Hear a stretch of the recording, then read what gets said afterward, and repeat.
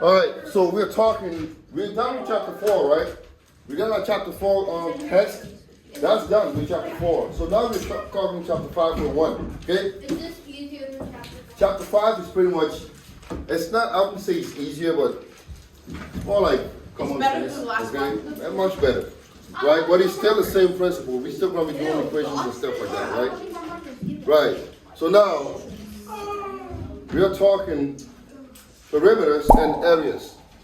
And then why are we doing this? Is it important? Yes, right? Because you talk about perimeters, you talk about areas constantly. Areas like the surface, right? Perimeter is what? The outline or the contour, right?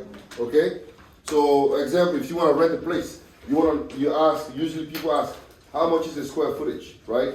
How big is the house? 3,000 square feet? That's area, right? Area is expressed in terms of what? Square meters, square inches, square whatever the thing is, square feet. Now, perimeter is usually the distance around a geometric figure, right? Now, what is a formula before we do that? A formula is an equation that shows the relationship among certain quantities, right? I want to find a formula. You know E equals to mc squared. That's the what? The formula for what? Relativity. Einstein came up with that, right? So the formula pretty much tells you the relationship between like certain quantities. Like for example, we have the formula to find the perimeter of a rectangle, right? The area, the formula to find the perimeter of a triangle. All of those things are stuff that people have established, and now we can use them to solve a problem. Okay? Now, the first one we're going to talk about is perimeter, and then we're going to get to areas. So, if I want to ask you to find the perimeter of this room, so what would you do? How would you find the perimeter of this room? Yes. I would measure each side, or I would assume that it's like a rectangle, a perfect like rectangle, and the two sides are the same, and then I would add up all the sides. All the sides, right? Pretty much, yeah. So to find the perimeter of this room, you want to know how long is this wall, how long is that wall, this wall, and behind you. And then you add them all together, and that gives you the perimeter of this entire room, right? Do you use it in real life? Yes, right? Say you want to put a fence, you have a nice house and you want to put a big fence around it, you need to know the perimeter because you're going to go to Home Depot and try to find what? Those wooden planks so that you can put up, okay, and then set up your fence or whatever, barbed wire, whatever you want to put. If you have animals and you don't want wolves or whatever to come and eat them, you have to put barbed wire and you want to put what? You got to put that on. Because if you don't do it, a wolf is going to come in and chop your stuff, or a fox or whatever the thing is, right? Chickens. So a perimeter is very useful. We use in areas as well. Now to find the perimeter of a rectangle, everybody says rectangle. Rectangle. So in a rectangle, we have some specific dimensions, right? A rectangle has what? It has a length and what? What's the next measurement? Length and it starts with a W. Width, right? So we have in the rectangle, we have the length and we have the width, right? And to find the perimeter of a rectangle, what do? We do the sum of what? The sum of twice the length plus twice the width. All right? Does that make sense? To find the perimeter of a rectangle, it is twice the length plus twice the width. This is conventional. When I say conventional, I mean it is a sure thing. Anywhere you go in the world, whether you go to the moon, to the sky, to China, to whatever, the perimeter is always going to be what? Twice the length plus twice the width when you have a rectangular figure. Does that make sense? Yeah. It does not change at all, right? So this is how you find the perimeter of a rectangle. Now, what kind of figure is this? Triangle. Triangle. Why is it triangle? Three sides, right? TRI stands for what? Triangle. I mean, three sides, right? Three angles, pretty much. Three sides. So to find the perimeter of a triangle, what do? We add all three sides. It's the sum of the three sides, right? A plus B plus C. So this is how you find the perimeter of a triangle. You just add the three sides together, okay? So, for example, we have, now, this is, what kind of figure is this here? Rectangle. Rectangle. How would you find the perimeter of this rectangle using the formula? What's the length? What's the length of this rectangle?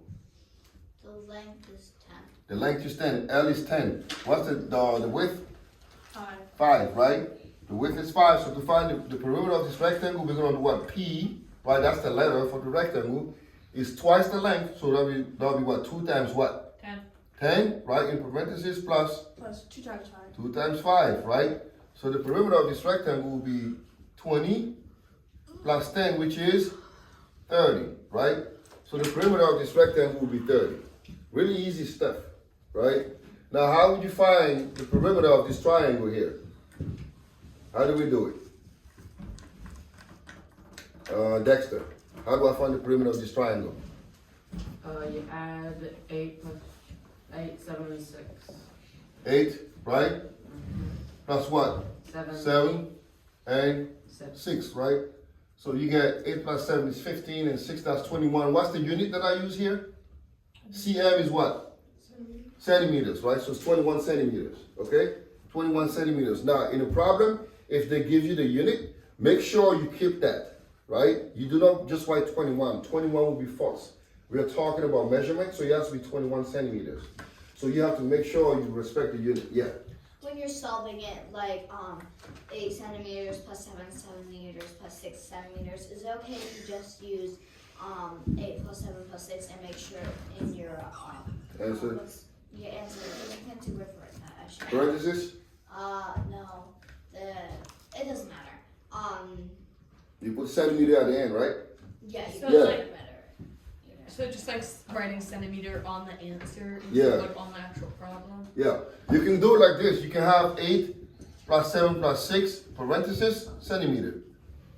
Right? That means everything is in centimeter. And then you add them up and then you get 21 centimeter. That would be right as well. It's okay if I don't put centimeter in if it's just 8 plus 7 plus 6 equals 21 centimeters. Yeah, that's fine. I just want to make sure at the end you give me the unit. Okay. It's 21 centimeters, okay? Now we're going to work on the word problem, okay? Our luck, right? So now I want you to think here. We use our head, right? The perimeter of a rectangle is 42 feet, right? They're giving us a perimeter. They're telling us the perimeter is 42 feet. And now they want us to find its length if its width, excuse me, is 10 feet. So how do we solve this problem? Think about it for a second. We have the perimeter is given, the length is not given, the width is given. So how do we find the length? Yeah. I'm a visual learner, so I would draw a rectangle. Good. So visual line, we draw a rectangle. That's excellent. I would put the width as 10. The width, is it on the top or the bottom?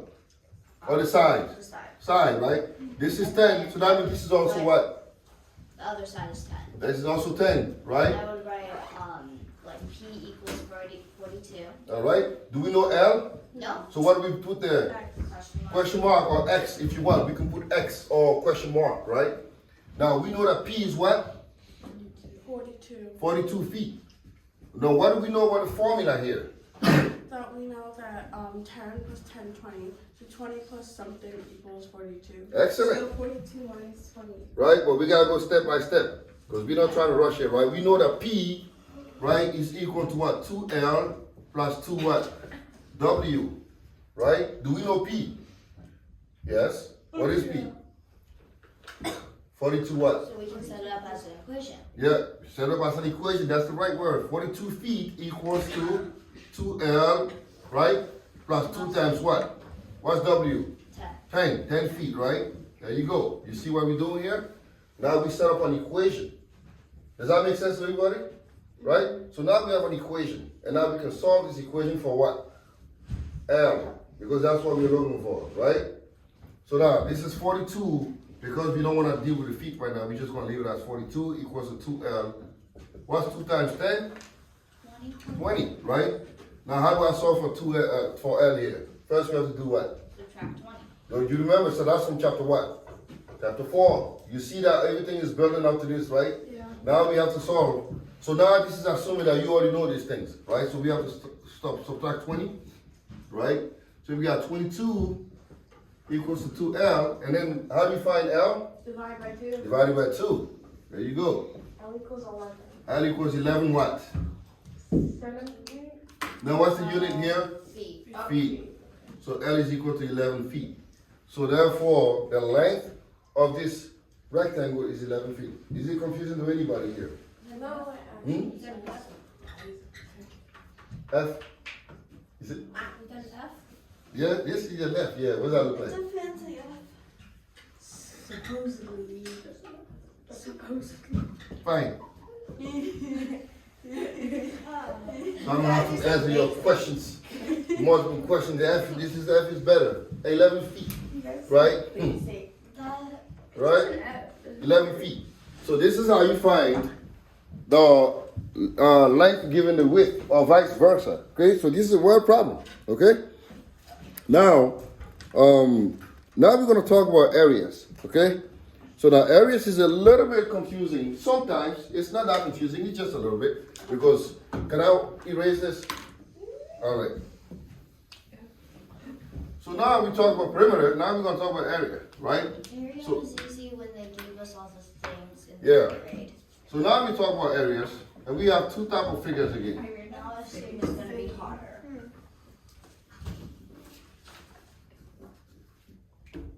Right?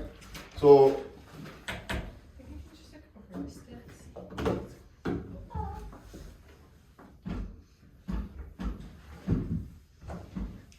I'm slowly trying. all right. So what kind of figure is this? Again, rectangle. How do you find the area of a rectangle? Yeah. You add each side. I'm sorry, multiply each side. Multiply each side, right? So area is what? L times W, or length times width, right? Again, the area deals with what? Surface. Why do we need to find an area? What is the use of it? Let's say you want to put tiles in your room, right? Are you just going to go to Home Depot and just buy anything? No. You just need to know what? What is the surface area, right? Now, once you find it, you know, okay, I need about, these are 300 square feet. All right, this is how much I need. So you need to know the area to do that. Does that make sense? Right? If you want to put a tile, if you want to put some kind of cloth on the table, you need to know the area. This is why you use it. Okay? All right. So now, to find the area of a rectangle, we do length times width. Now, to find the area of a triangle, that's when it's a little bit something maybe you have never seen before, right? So when you have a rectangle ABC, okay, to find the area of this rectangle, this triangle, I mean, you do half times base times height. Half times the base times height, okay? The area of a triangle is 1/2 base times h. H is the height here, okay? You always take the height from the base, all right? So to find the area of a triangle is half times the base times the height. That's how you find the area of a triangle, okay? Half times the base times the height. Does that make sense? All right? So, Salami, yes? I have a question. Why does the half of the base with the height work? Why does he work? That's an interesting question. Maybe I haven't investigated that. Maybe I'm just like everybody else. I just memorized this for my whole life. I'm not sure why it works, but somebody came up with this equation. Said, hey, to find the area of a triangle is always half times the base times the height, right? Like the circumference of the circle is Let's see. something pi c. Yeah, let me see why. Half times the base times the height to find the area. I'm not sure why. Maybe your mom will know that. Maybe you should ask her and let us enlighten us on that. I just never really know why does it work. Now for the rectangle, for the perimeter it works because I know it's a contour. But for the area, I'm trying to figure out why does that work for the surface. Never thought about it. That's a good question. I thought about it because I wasn't taught the equation. Yeah. In my old school, there was something called already. There was diagnostics. Yeah. And they would just ask random questions. Yeah. And I would be like, okay, I wonder how I find the area of a Yeah, triangle. that's interesting, right? Anyway, so you can if you cut this up into small little triangles, we can find the area of each one of them, the surface, and that's going to give us the area, right? But anyway, by definition, to find the area of a triangle is half times the base multiplied by the height. This is how you find the area of a triangle, okay? So let's say I give you, let's do a dummy problem here. So let's say we have this triangle here, right? And we have a triangle of, let me look in the book, maybe you have a good example. So the base, let's say the base here, base is 12 inches, right? And the height is about 5 inches. And they want us to find the area of this triangle. Now, the good thing about this problem is this. To find the area of a triangle, right? The unit is what? Inches square or feet square. It's always squared whatever the unit is, right? So to find the area of this triangle here, my base is 12 inches. This is the bottom portion, right? My height is given is 5 inches. Now I just need to find the area by plugging in every piece of information in the formula. So it's going to be 1/2 times 5 times 6, which is 12, which is the base, times 5, right? This is how I'm going to do it. So it's going to be 1/2 of 12 is 6, right? So 6 is 6 times 5, and that gives you 30 inches squared, okay? So it's 12, so it's like 12 divided by 2 times 5. 5, yeah. Yes? Can I remember that? Yeah, right? So the area is always expressing squared, whatever the unit is, okay? And that should do for this section.